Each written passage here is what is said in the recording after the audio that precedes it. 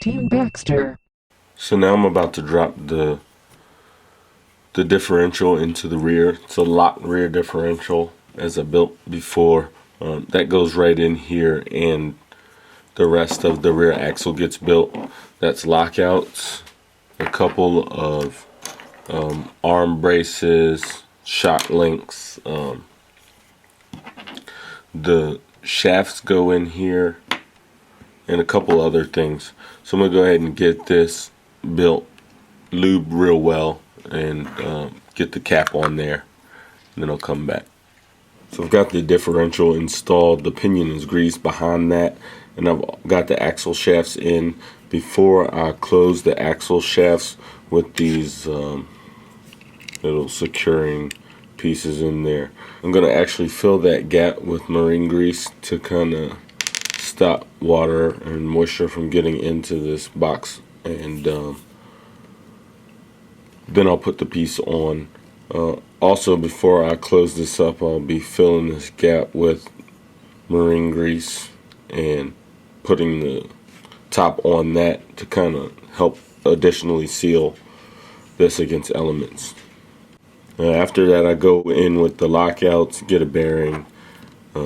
Lockout kind of slides on there like so.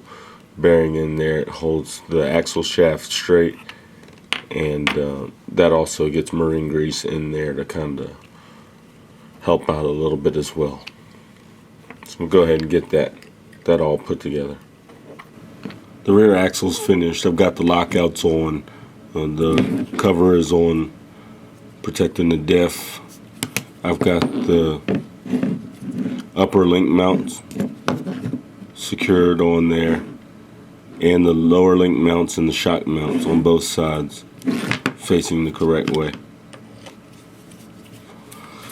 There's a couple small grub screws underneath that close off the bottom passage. Because this is a two-way axle, you can use it either way. So that completes the rear axle. It's all greased up and rotating, everything's fine.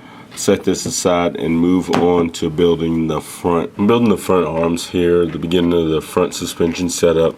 I've already assembled the front right carrier. Here it is, it's already spinning. There's two bearings in this knuckle, and it's attached to this carrier by two pins, one on either side. The pins are secured by a grub screw there in the end. The pins have a small indentation to them, and the grub screw kind of holds that indentation, and that's how the spindle holds on. So that's all there is to the knuckle setup. We'll go ahead and build the other side, this universal, and then that prepares everything for mounting to the arm itself. You can see I've already installed the bearings in there.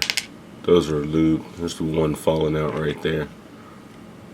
So I'm gonna go ahead and get the left side assembled and go ahead and get them attached to the arms. So here's the two front arms here, and I'm about to actually attach them to the chassis tub.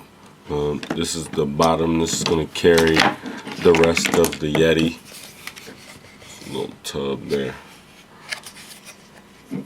So now I'm going to attach the front diff. Kind of sits in there along with the front arms. And it's all to get secured with this front plate and a couple screws holding it all in. So I'm going to go ahead and get those assembled, and then move on to start assembling the steering and put the upper links on to kind of link these arms in real well. So the upper links are in. That was pretty easy. It seems like they may have redesigned the upper link rod ends. You can see they have the axial signage on them.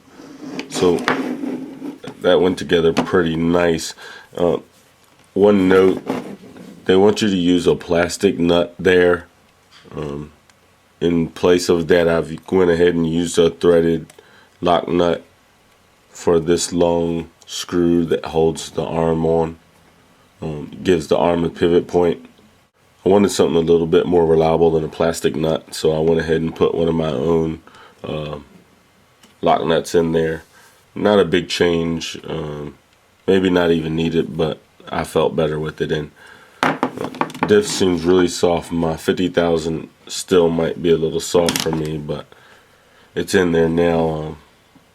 I don't plan on pulling it apart right now. So next I move on to the steering rack and assembly. So I'll set this aside and start with that.